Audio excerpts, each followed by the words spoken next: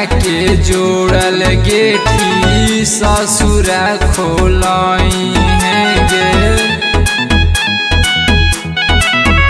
आगे नहीरा के जोड़ल गेठी ससुरा खोलाई है गे। पियावा के सुख में भूल जाई है गे।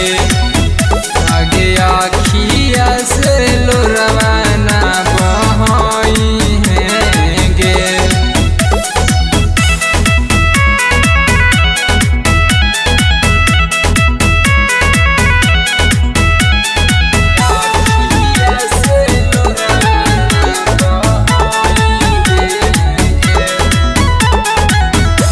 मर जइबो जान खाके जहर दवाइया।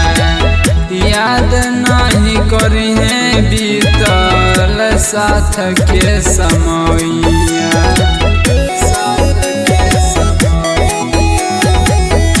मर जइबो जान खाके जहर दवाइया।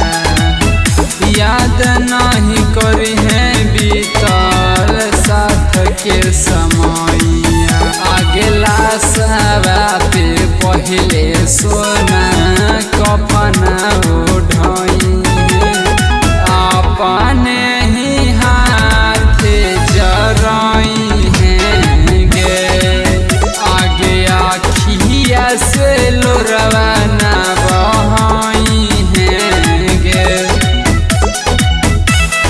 Bholenath recording studio Kariyatpur.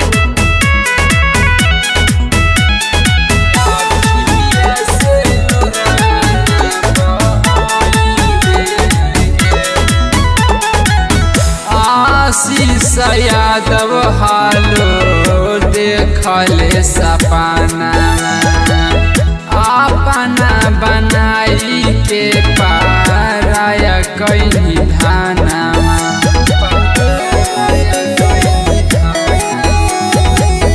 सोनू बिहारी हालो देखले सपना अपना बनाई के पाराया कहीं धाना। आगे उठा तो जाना जाया पान डोली उठाई है गे। डोली के सहारा